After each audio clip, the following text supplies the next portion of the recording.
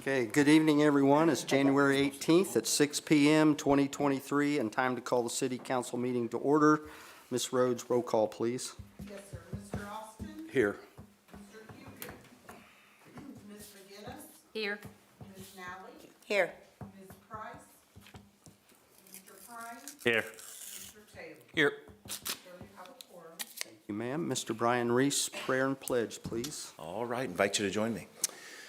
Our Father, we come to you this evening, and we just thank you for the privilege of being in this City Hall, and we just pray that as this meeting goes forward, you would give leadership and guidance, wisdom to those making decisions. Thank you for all who serve on our council. Thank you for our first responders and those who work in the medical field here in our city and take care of our residents. And we just, Lord, we want to thank you for our country, be with our military, and continue to watch over them as they protect and serve and fight for our freedom. We ask all this in your name. Amen. Amen. Stand for the pledge. I pledge allegiance to the flag of the United States of America and to the republic for which it stands, one nation, under God, indivisible, with liberty and justice for all. You may be seated. All right, thank you. That gets us to announcements, presentations, or public comment. Is there anybody that has anything to say that's not on the agenda? Sir, go up to the mic and your name, and which we all know, but for the record, that's how it has to go.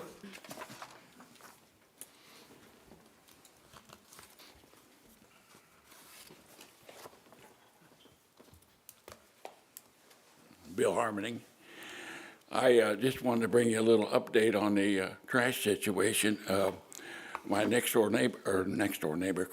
across the street, she has me watching her house when she's not there, and my daughter was over there Friday. Friday was the day that they pick up the regular trash and the recyclables. And she said they didn't get her recyclables, so I called Ray's Trash, and they said they had an influx of calls, and it would be 5 minutes or more. And it was a little over 5 minutes, and I give them information to them, and they said that they would take care of it. That was Friday afternoon. And I kept checking and checking. They didn't take care of it, so I called them Saturday morning, and they said to call them back during normal hours, Monday through Friday, 8 to 5. So that wiped out Saturday and Sunday, and of course Martin Luther King Day was Monday. So I called them a little bit before noon on Tuesday, that was yesterday, and I did get to talk to somebody. I think they've taken off too much all at once, and the lady said, where are you? And I said, I'm in Franklin, Indiana, and the woman's address is 740 Franklin Lakes Boulevard. It's the first house when you pull in off 31 when you get past the park. And she said, is that in a subdivision? I said, yes. Sir? What's the name of the subdivision? Sir, I hate to interrupt, but I'm going to. I'll be done in just a second. Okay. And then she said, what's the name of subdivision? I said, Franklin Lakes. Well, then finally, I kept checking. I was working at the desk every 2 hours. And finally, they did pick it up Friday afternoon. And but they seem like they're overwhelmed. But everything worked out good. I just wanted to bring you up to date on that. Okay, well, I appreciate that, and I want you to know, and I think it was even in the newspaper, that we have for citizens that has issues like that, we take care of that at our DPW, Ms. Sherry Phillips. We have a direct contact to Raise Trash or Waste Management. If something happens, we can get right there and get it taken care of, instead of citizens getting on Facebook and complaining all the time about this is happening and that's happening. I personally, and I'm just going to say this publicly, I think that the Waste Management has done a great job, and they're getting better as they go. And the big problem is, whenever they took over, they are big on DOT safety, going by the DOT regulations. They gave a raise to their people, and after they gave the raise, they said, you gotta go take a drug test. Half of them left. So just so you know, that's kind of why they've struggled, but they're coming back, and we're gonna be better off for it. So Well, if there's any more problems, go to DPW. we will take care of it. Oh, I hope we are, because this all worked out good. Thank you. But they do have their trucks in front of her house before they start with the lights on, and they kind of sit there for a few minutes before they all take off into the addition. But I think it was just a slip up on their part. They probably thought they got that. And, you know, since it's every 2 weeks, I was concerned. Okay? Well, I appreciate it. Thank you, Okay. sir. Okay, anyone else? Okay, hearing none, we will go on to the consent agenda. Move to approve the consent agenda for the meeting minutes on January 3rd, 23 of the Common Council. Second. A second by Irene. All those in favor? Aye. Any opposed? Hearing none, we'll go, there is no old business. We'll go right into new business. Move to read new business by title only. Second. We have a second by Ms. McGinnis. All those in favor? Aye. Okay, number one item, tax abatement request for DHL Community Development Specialist Dana Monson. Good evening. I'm here before you tonight with Resolution 2301, which is a 10-year standard real property tax abatement request. They are amenable to the 2% economic development fee. This is going to sound very familiar to you. The property is the 272 acres located on the north end of town. It is bordered by Paul Hand Road to the north, Graham Road to the east, the railroad tracks to the west, and to the south, that's Essex Drive.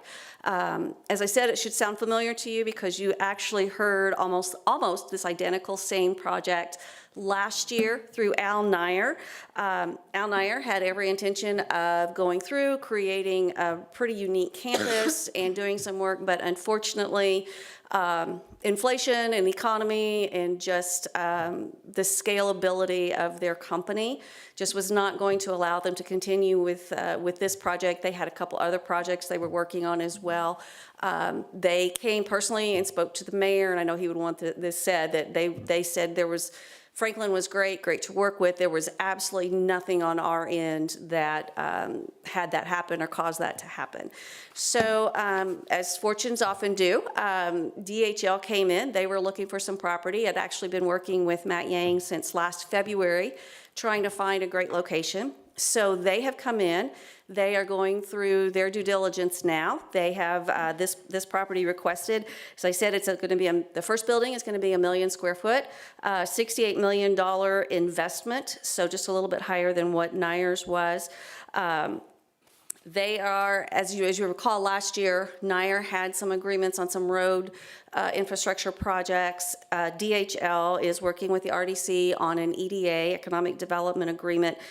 They are committing $2 million to the upgrades that are needed for Paul Hand, and they are going to be taking and completely doing the Essex Road construction from where it currently is north to Paul Hand. So that will be their responsibility. And they will be donating to the city or giving to the city the $2 million towards Paul Hand Road for the reconstruction of that road as well. I'm going to have Matt Yang come up, but before I do want to make sure that you understand, and Ms. Gray, correct me if this is wrong, but I have in there that Resolution 2301 will then rescind Resolution 226, which was from Al Nair. So that is, I didn't know if you needed. That's what I was looking for. Okay. And thank you, Dana, you see me furiously looking for it. The point is, when Dana reached out to me, my thought process is, since we previously granted a tax abatement, we should repeal and replace this one. So this one repeals and replaces Resolution 2206, and that's why that last line there. And we probably maybe ought to change the language from, we talked about it, but I didn't see it. And Okay. we should just change the language, and we can do it. We don't have to have another hearing, but Okay. make it, this Resolution 2301 repeals and replaces. Resolution Okay. 2206. Okay. So if you're so inclined to approve this one, maybe approve with that suggested recommendation. Just cleans it up. Okay. Because obviously the 2206, they never complied with the requirements, so it Right. probably on its own Right. just invalidated it. But since it's the same property, we just need to clean it up. Under ordinary circumstances, the abatement would stay with the building, but because there was no building and no project, it kind of makes that abatement not available, it's just not there. So that's why we have to do a new one. You did, at that meeting last year, you did approve the economic revitalization area. That has done and that stays. That does not need to be changed. So you will be able to take action on this tonight. I do want to have Matt Yang come up from DHL and his team, let him give you a little bit more scope about the project and answer any questions that you may have. So, come on up, Matt. Thank you, Dana. Again, my name is Matt Yang, Director of Development for DHL Supply Chain. I have a short presentation here. It gives a short overview of DHL and also a little description of the project. So I want to thank Mayor Barnett and City Council for giving us this opportunity to come and present to you for your consideration. So here's the first slide here. This gives an idea of the Deutsche Post DHL org chart. This is the massive, 550,000 employee organization based out of Germany. There are multiple divisions in that you may be familiar with, the German Post Office, Express Parcel Delivery. Where we reside is the DHL supply chain piece. So we are contract logistics, third-party logistics for other companies. So we run their warehouse and their logistics, mainly for Fortune 500 companies is who we work with. That's our bread and butter. So that's what we do. We're not the yellow vans that you see running around town and the parcel delivery piece. So going down to that next section, oh, I'm sorry. Do you mind going back to just one slide? Under strategic products, our group is Real Estate Solutions. So what we do is go out to places like Franklin and find land, find buildings where we can acquire real estate in strategic areas like Franklin and sell them to our customers. So that's what we're doing here with this project. And then the last piece shows all the different sectors that we work with. As you can see, automotive, consumer, tech, and life sciences are the sectors that primarily reside here in the Indianapolis area. But we're global in nature. Next slide, please. This gives you an idea of a snapshot of our NORAM region. NORAM in our regional makeup is United States and Canada. So we operate 157 million square feet of warehouse space. We have 47,000 employees with 250 customers. You'll see in the right-hand side our campus markets. I'll say actually we just talked about to say Indianapolis is now one of our campus markets as well, given the growth in the area. Next slide, please.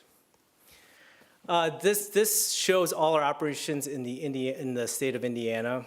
I'll say we have 16 customers, 8.5 million square feet. When you zoom into the Indianapolis market, we actually have 8 operations here in Indianapolis. I'll say we have about 4.1 million square feet.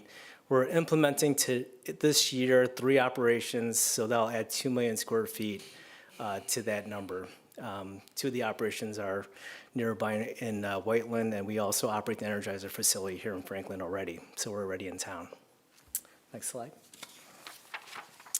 This shows a rendering of what our buildings look like. So, we say it has a good makeup of neutral colors, some architectural breaks. We like to think it's a very attractive building. Institutional first class look is what we build, and that's what our customers demand.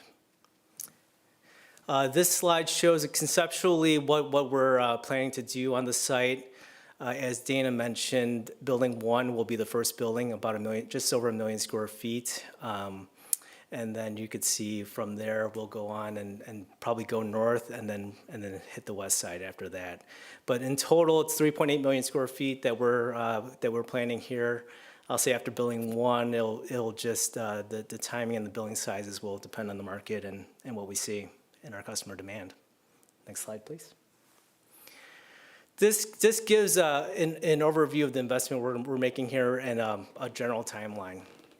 The park infrastructure and offsite improvements is what Dana mentioned. That's the contribution to Paul Hand Road as well as the extension of Essex Road, the extension of the water main, extension of the sanitary sewer along Essex Drive. So that will be spent up front, the $9 million, and then Building 1 will commence probably the second half of this year, delivering sometime in either the end of '24 or early '25. We did our best guess for the rest of the buildings, but I'll say It's a little bit of a crystal ball on how fast we'll develop this out, but this looks like a 5 to 6 year time frame to develop up all the buildings. But like I mentioned before, industrial demand's been very strong, so sometimes these go faster. If we can hit a build to suit or get a customer that needs an ahead of need building, then we'll develop maybe multiple buildings at the same time. Next slide, please. This slide shows, we'll see in terms of employment, it's a little bit of a crystal ball. It's dependent on which sector, which customer goes into the buildings, but for a 1 million square foot building, we generally see about 400 permanent employees, about a $19 million payroll. And in terms of location, I've hit on a lot of these things, but why we're coming to Franklin.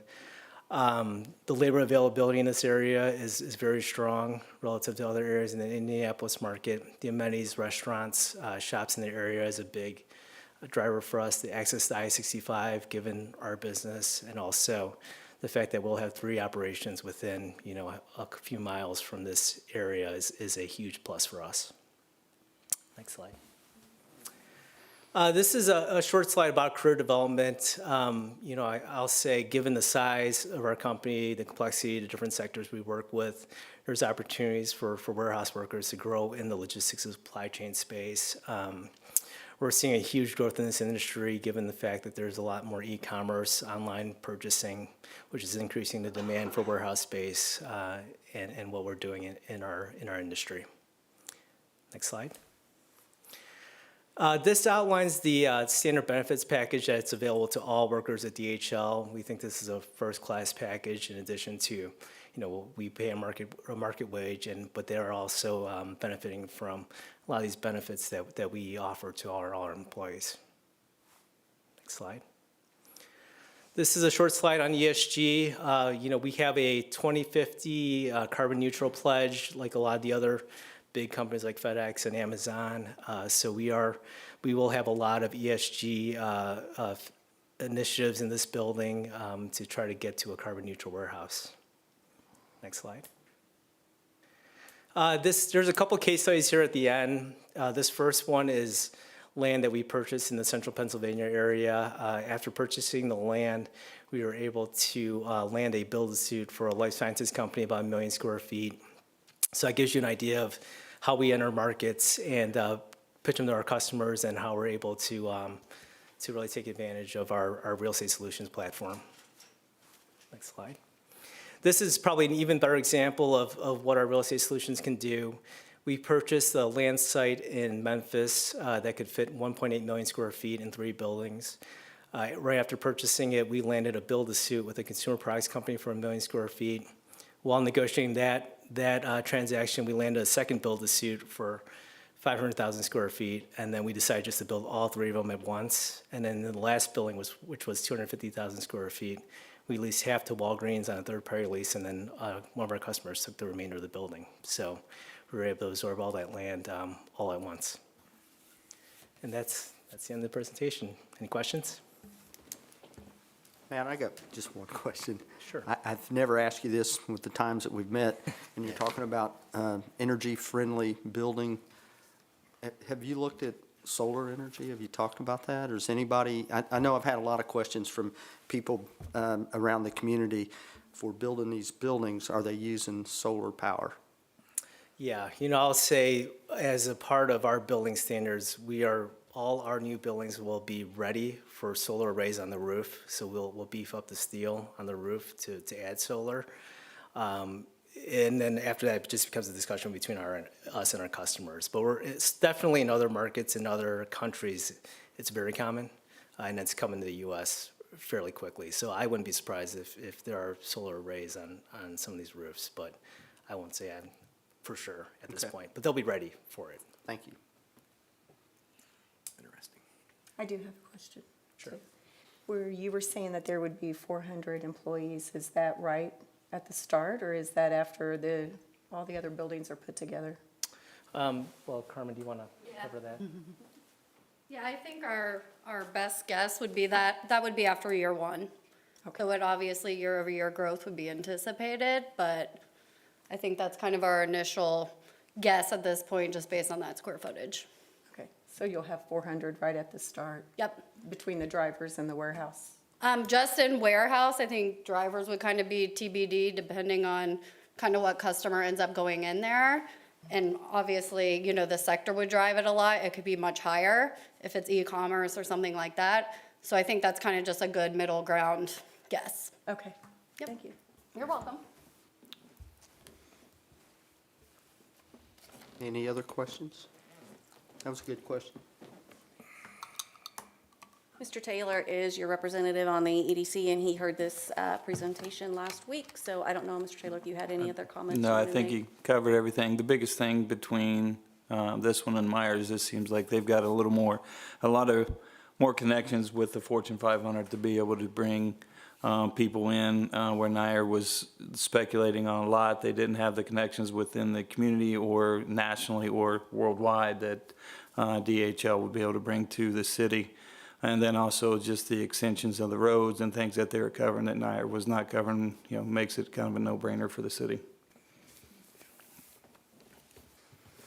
So I suspect in the next 4 years, we're going to see a lot of development on that end of town, which is the north end of our city limits. And I think we've done really well with infrastructure all around town, and this is a piece that needs to be completed for not only commerce, but for the residents as well.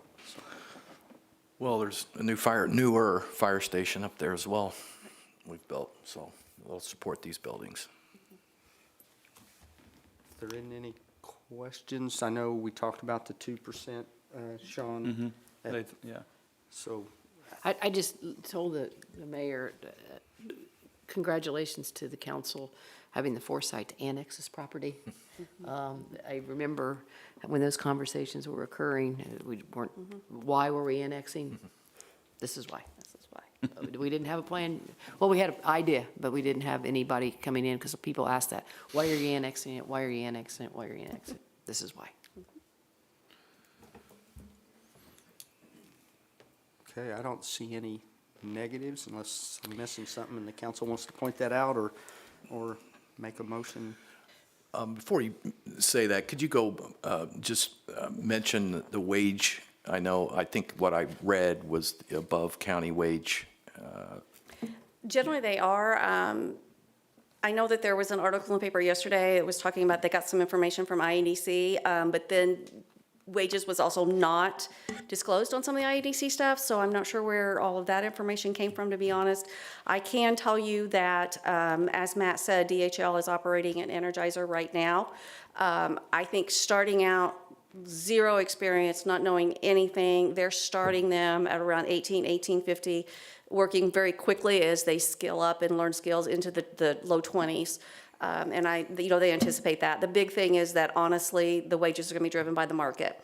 So if the market is going to require their companies to pay a higher wage, that's what they will do to get people here.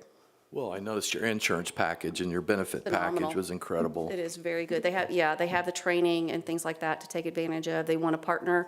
I know Matt didn't mention this, but it's in his slide about partnering with the schools on some training and things like that for e-commerce and logistics. So they do have some really good things to offer. Thank you. If you're so inclined to approve the resolution, I would recommend you approve it subject to the amendment of repeal and replace. And I owe you an apology. I should have picked up the phone at 4:30 and said, hey, bring one with that, because I know it's hard to get everybody's signature on it, but we can get it circuit. You'll make it happen. Sean, you want Yeah, to? I move to approve 2301 upon the repeal and replace of 2206. Second.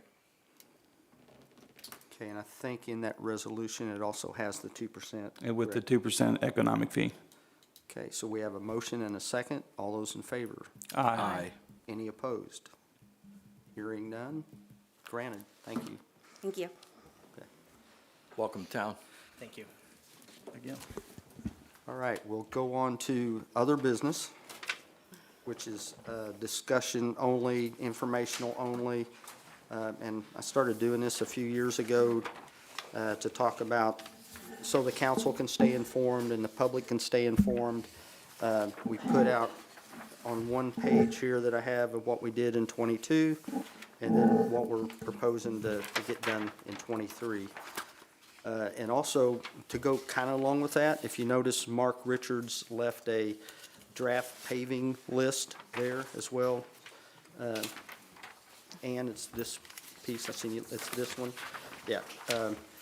So what I want to say with that, where that goes into, we tried out for the, if you look at the number one item for '23, it's $2.5 million in paving, and we're applying for the grant. Mark applied for the grant last night, so that 2.5, with the grant, the city would be out 1.5, but we got to get the grant first. But if we don't get the grant, we can always scale back if need be. So just wanted to point that out. So I know every year, I hear a lot of people saying, I wish we knew what was going on. We try to make all this public. We try to let people know what's going on. But there's always somebody that said, I never heard that before. So I just like to get the word out. So that's why, that's the discussion, or that's the reason for the information. And if there's any questions about any of these projects, I know if you look over to the side, there's a lot of grants that's coming our way. There's ARP funds for a couple of these projects. So we feel pretty confident that this can be done and this year and not break the bank. So I think it's good planning. So if you have any questions, feel free to ask.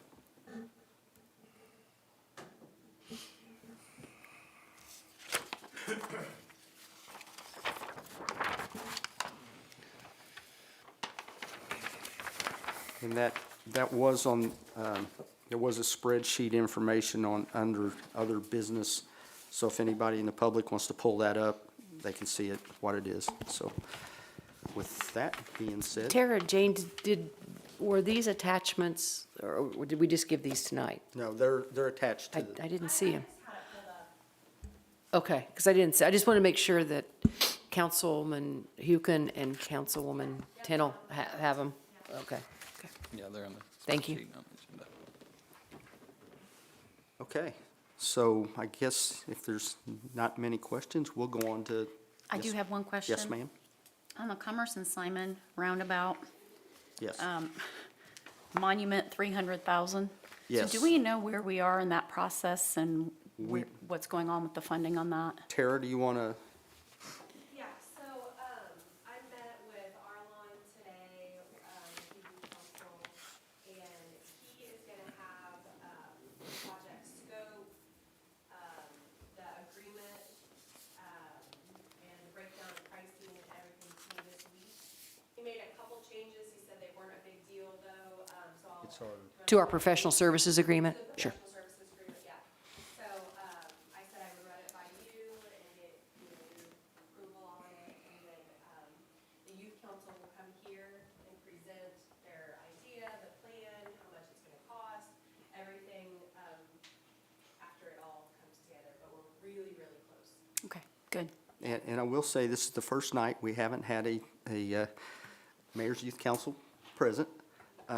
But they're pretty well involved in this. And Tara, talk about, they're going to go involved in this. And Tara, talk about, they're going to go help build it.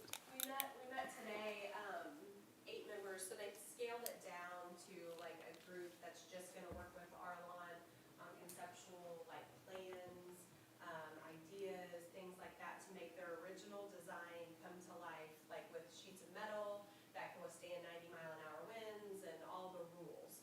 So, he's working with them like with actual paper. So they're like cutting things out of paper and designs that are gonna go in this tree, sculpture, in the middle of the roundabout. So they're really breaking down the process, in the most simple form and then kind of building from there. And the kids will end up going to the fabricator, like where they actually develop and design and cut out with lasers, all these designs the kids come up with that are gonna get cut out of this tree. They'll actually go to the, fabrication facility, which is Beaumar and Beach Grove, and help see and visualize the process. They can make changes at that time too. The designers there will work with like bending the, metal and using light, uplighting to make it look different. It's just a very, very cool, fascinating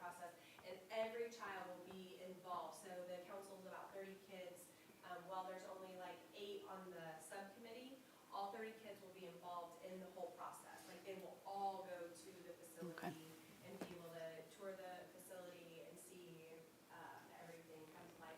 And during their meetings, like at their next meeting, they're gonna do a whiteboard kind of activity about what school has meant to them and come up with symbols to get, to cut out of the tree. So like, it's really hard to explain, 'cause it's very artistic. But like, they will have like a bear or a graduation cap but the symbols will be symbolic of personal experiences, growing up through the school system. Okay. So each kid will be involved in that whole process. Is there any general renderings that they've kind of put together to get an idea what it looks like? Guess we'll Yeah, get the code. they'll bring all that to you guys and do like a whole presentation. Yeah. And they've been working on the presentation. Tara and I are just now starting, we're letting them do the presentation, and then we're gonna kind of get it and see things that they may need to improve on at the presentation. But I'm thinking they're probably doing a pretty good job. Those kids are pretty smart, so. And then I'm assuming they're going to have ideas for fundraising. I mean, I Yes. get it. At the number I'm looking at here, there's no way they're going to be able to raise that kind of money. So it's kind of like our all-inclusive playground that the Mayor's Youth Council did. That was like a $340,000 project. I think they raised $100,000. We paid the rest. And quite honestly, I don't know if they'll raise $50, but I think it's a great experience for the kid. And we have the funds that we're able to do this, but we just told them, we want you to go fundraise. We want you to do the best you can. We want you to be serious about this. And they're doing that. And then we told them, we don't want you to get all worked up that you have to raise $300,000. We want you to raise all you can raise. And then we'll, Yeah, so they're still learning throughout the process. Like, obviously, they're learning the hands-on, they're learning the value of art, they're learning time management, they're learning the whole process, but then they're also coming here. They're going to Rotary, they're going to the Elks, they're going to the Community Foundation. They're gonna go and present their final presentation once they get all the information to all these different entities that may or may not donate.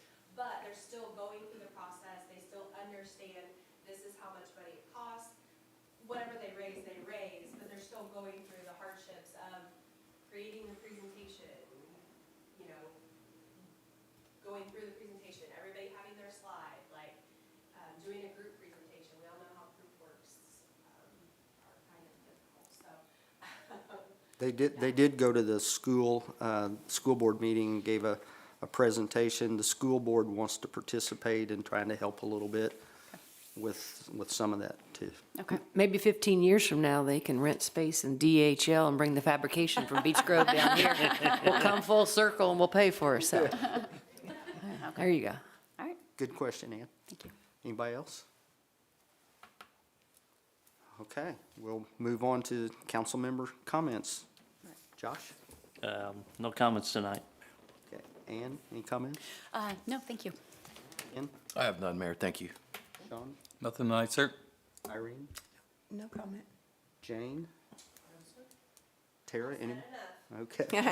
Lynn? No, sir. And I have nothing to say, so we're ready for a motion to adjourn. So moved. Second. Second by Kenny. All those in favor? Aye. Any opposed? Didn't think so. See you, Michelle. I think I'm gonna go to, I think I'm gonna go to White One, to the lady.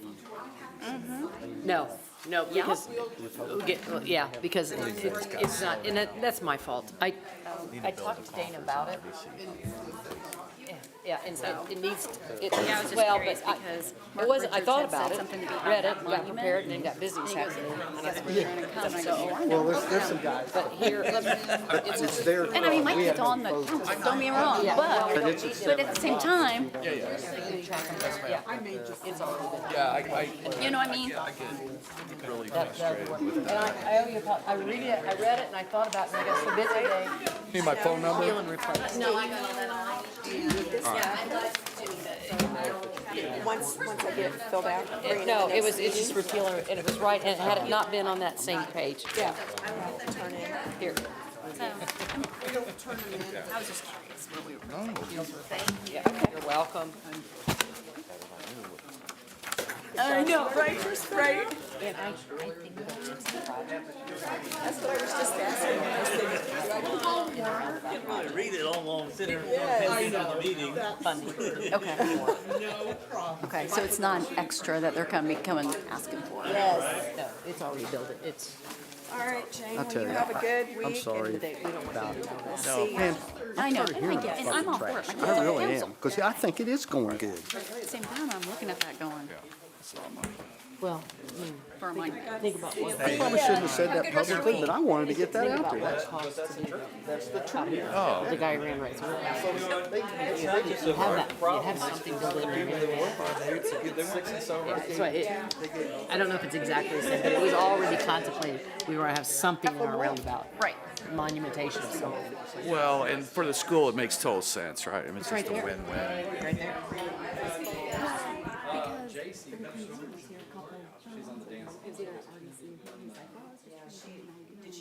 Good Lord.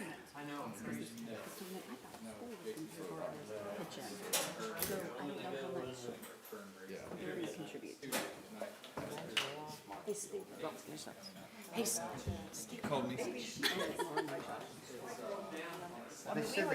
already had money built in for a monument of some type, right? Yes, we did. Yeah. Actually, we thought, we estimated that the roundabout was going to be 1.5, and it come in like 1.25. I remember when we opened it thinking there's To cover them. correct. But we don't really want everybody to build that. No. They're gonna raise. Yeah, oh, absolutely. We should. I mean, we've got money there, then we'll put it on some of the. I just didn't want to be in addition to what we're all. Yeah, or somebody's